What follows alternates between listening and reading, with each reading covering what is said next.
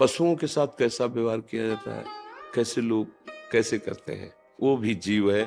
ठीक वैसे ही जैसे आप अपना शरीर, अपने को, कितना प्यारा शरीर है, आप अपना शरीर बचाना चाहते हैं, ऐसे हर जीव अपना शरीर बचाना चाहता है। आप देखो, चींटी के पीछे अंगुली ऐसे करते चलो, वो भयभीत होकर भागेगी, अपना प्रयास करेगी कि मैं बच जाऊं, शायद कोई मुझे कष्ट देना चाहता है। किसी भी जीव को देखो, अपने स्वाद के लिए पीछे के जन्मों से लेके इस जन्म तक क्या करते हैं, गड़ासा चलाते हैं, गर्दन काट दी, पैर काट दिए। और जब हमारे कटने का नंबर आया, एक मांडव्य ऋषि हुए, ऐसे हाथ उठा करके पैर के अंगूठे के बल मंत्र जाप कर रहे। ध्यान से सुनना, कुछ चोर लोग राजा के खजाने में सेंध लगा दी। अगर बचाव पक्ष जोर का होता है तो फिर चोर पक्ष भी जोर का होता है। अगर नए नए क्रम बचाने के निकलते हैं तो नए नए उनकी सोच उसमें चोरी करने की निकलती है। तो चोरी करके निकल ही रहती कि सैनिकों को पता चल गया, उनका पीछा किया। अब वो भागे, तो भाग करके देखा ऋषि का आश्रम, अगर इसमें छुप जाते हैं तो हमारा बचाव पक्ष हो जाएगा। चले गए अंदर, लताएं झोपड़ी सब, वहीं अपने स्वर्ण आदि जो चोरी की थी वहीं रख के चुपचाप बैठ गए। उनको पक्का लगा कि इसी आश्रम में गए होंगे, क्योंकि आगे गए नहीं। तो आश्रम में गए, दाहिने पैर के अंगूठे के बल हाथ उठा के मंत्राकार बोलते, उनको कुछ पता ही नहीं।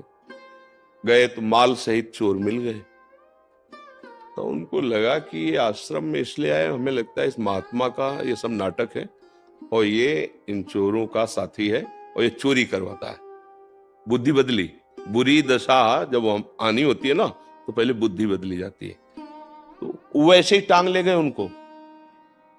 ये भगवान श्री कृष्ण द्वैपायन व्यास देव जी के द्वारा महाभारत में लिखी कथा है। उठा ले गए, वैसे ध्यानस्थ वो समाधि में, 8-10 ऐसे सामने चोर, पीछे महात्मा जी। राजा को प्रमाण सहित जब वस्तु सहित चोर मिल गए तो उन्होंने ये नहीं देखा कि महात्मा भी है, उन्होंने आदेश कर दिया इनको सूली की सजा। उस समय जैसे फांसी की सजा होती ऐसे सूली की सजा, एक भाले जैसा यंत्र, ऐसे नीचे से खंबे जैसा, ऊपर एकदम भाला जैसा, और बराबर की ऊंचाई में ले जाकर गुदा द्वार से ऐसे छोड़ दिया जाता था ऊपर से। तो वो जितनी घुस पाई, इसके बाद वो आदमी गुदा द्वार में सूली घुसी, अब वो तड़प रहा है, कितने घंटे हो या कितने दिन, वो उसकी सामर्थ्य जाने, मरेगा वहीं। कोई उस बड़ी कष्टप्रद, मतलब गोली मार देना फांसी में तो मिनट 2 मिनट, लेकिन सूली की सजा बहुत ही कष्टप्रद।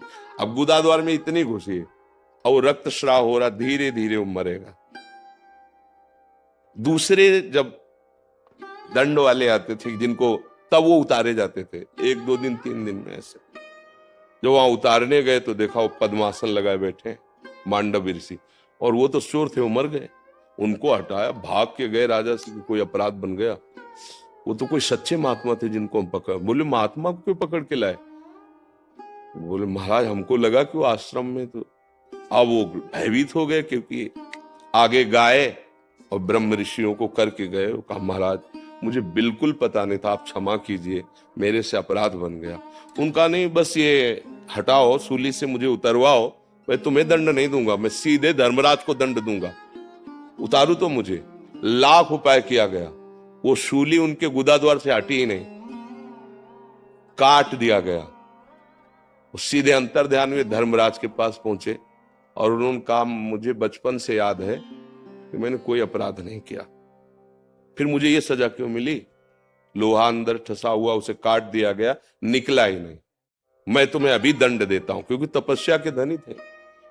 तो धर्मराज इनका रुको रुको रुको, तो जैसे अपने नहीं कि टीवी चैनल लगा दे तो दिखाई देता है, ऐसे कहा देखो आप अपने। तो 8 वर्ष के थे, एक तितली को उठाया और बम्बूल का कांटा होता है ना, बार बार उसके गुदा द्वार में ऐसे खिलवाड़ में, बच्चे थे, ऐसे करके छोड़ दिया। बोले उसका फल है ये कि सूली निकाली नहीं गई, अंदर धसी हुई है, क्योंकि कांटा निकाला नहीं था। तो आप अपने योग बल से सह गए, नहीं तो जैसे तितली मर गई थी वैसे तुम्हें मर। एक तितली के गुदा में कांटा डालने से, ये महर्षि हैं इतने सामर्थ्यशाली कि सीधे जहां न्याय होता है वहीं पहुंच गए धर्मराज के पास। तो बोलो, इतने बड़े ऋषि का कर्म, उनको दंड दिया ना, तो हमारे तुम्हारे कितने कर्म है?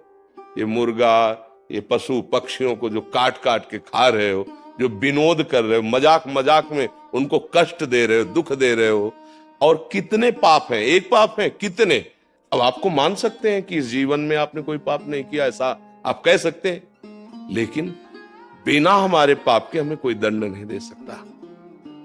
हमारे पूर्व के, हम शरीर बदलते चले जाएं, हमारा पोस्ट बदलता चला जाए, तो क्या पीछे जो गलती करे हैं वो हम पे लागू नहीं होगा क्या? मान लो आप पहले एक छोटे पद में थे, फिर बड़े पद में आ गए, लेकिन जब छोटे पद में किए हुए अपराध का दस्तावेज खुलेगा तो बड़े पद में होते हुए आपके ऊपर कानून लागू हो जाएगा और आपको जेल जाना पड़ेगा, आपको दंड भोगना पड़ेगा। ऐसे ही पूरा सिस्टम भागवतिक है। तो कोई न कोई हमारा ही कर्म हमको कष्ट देता है।